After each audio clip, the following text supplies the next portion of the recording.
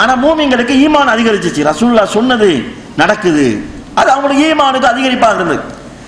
இது ஈமானுக்கு ஒரு அதிகரிப்புக்கான நிகழ்ச்சியாக நாங்கள் எடுத்துக்கொள்ள வேண்டியிருக்கிறது. இதே நேரத்தில் கண்ணியத்துக்குரிய சகோதரர்களே, இந்த நிகழ்ச்சிகளினால் முஸ்லீம் உலகத்துக்கு பெரிய முஸ்லீம்களை பத்தி இஸ்லாத்தை பத்தி ஒரு தப்பான எண்ணம் அந்நிய மக்கள் மத்தியில் ஏற்படுது. முஸ்லீம் ஆட்சியாளர்கள் மோசமானவங்க, வருஷக்கணக்கில் ஆட்சியை பிடிச்சிட்டு இருக்கிறாங்க, கொடுமையாளர்களாம் என்று தவறான ஒரு எண்ணம் ஏற்படுகிறது. அதெல்லாம் இந்த மீடியாக்கள் உருவாக்கக்கூடிய நிகழ்ச்சிகள். அதாவது சின்ன விஷயத்தை பெருசாக ஆக்குகிறார்கள். அதே நேரத்தில் அமெரிக்கா போன்ற நாடுகள் மக்களுக்காக உழைக்கக்கூடிய நாடுகள் என்று காட்டப்படுகிறது. மிகப்பெரிய ஒரு அநியாயக்கார நாடுகள் தான் இந்த நேச நாடுகள்.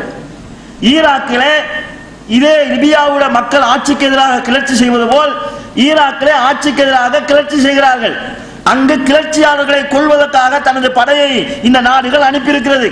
இவர்கள் பேசுவது நியாயமாக இருந்தால் லிபியாவில் நடந்தது போன்று ஆட்சியாளர்களுக்கு எதிராக இருந்திருக்க வேண்டும். அப்படி இருக்கவில்லை.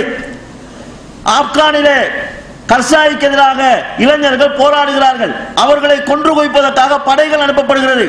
ஆனால் இங்கே ஆட்சியாளர் மக்களை கொள்கிறார் என்று சொல்லி அதுக்கு எதிராக போராட்டம் நடக்கிறது.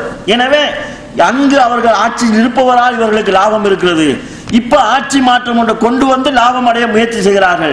மனிதாபிமானம் என்கிறது அறவே இல்லாத நாடுகள் இவைகள். கொடுமைகளை செய்து கொண்டு முஸ்லிம் நாடுகள் முஸ்லிம் தலைவர்கள் மனிதாபிமானம் இல்லாதவர்கள் என்கிற கருத்தோட்டத்தை உருவாக்கி கொண்டு வருகிறார்கள். எனவே அந்த தவறான சித்திரத்திலிருந்து முஸ்லிம் தலைவர்கள் மோசமானவங்க, நாங்க நல்லவங்க என்கின்ற ஒரு சித்திரத்தை உண்டாக்குறார்களே, அதிலிருந்து இந்த உலகத்தை மீட்க வேண்டிய ஒரு பொறுப்பு எங்களுக்கு இருக்கிறது. அதை தௌவாவின் மூலமாகவும் இவர்களுடைய அநியாயங்களை எடுத்துச் சொல்வதன் மூலமாகவும் நாங்கள் செய்யலாம். தௌவாவின் மூலமாக இஸ்லாத்துக்கும் இந்த ஆட்சியாளர்கள் செஞ்ச தவறுகளுக்கும் சம்பந்தம் இல்லை என்பதை சொல்லலாம். இதே நேரத்தில் இவர்கள் எல்லாம் கொள்ளையடிப்பவர்கள், என்னைக்காகத்தான் இந்த வேஷங்களை போடுகிறார்கள் என்பதையும் நாங்கள் மக்களுக்கு தெளிவுபடுத்த வேண்டியிருக்கிறது. எனவே கண்ணியத்துக்குரிய சகோதரர்களே, இந்த நிகழ்ச்சிகளை நாங்கள் சோர்வுக்காக இல்லாமல் எங்களுடைய ஈமானுக்கு பலமாக நாங்கள் எடுத்துக்கொள்ளலாம். அதே நேரத்தில் இஸ்லாமிய வழிகாட்டல் இல்லாமல் செய்யப்படக்கூடிய போராட்டங்கள் பார்ப்பதற்கு நல்லதா இருக்கும், ஒரு அதாவது மகிழ்ச்சியா இருக்கும், அதில் ஒரு உற்சாகம் படைக்கும், இளைஞர்களுக்கு ஒரு பிடிப்பு ஏற்படும். ஆனால் இந்த லாபம் இருக்காது.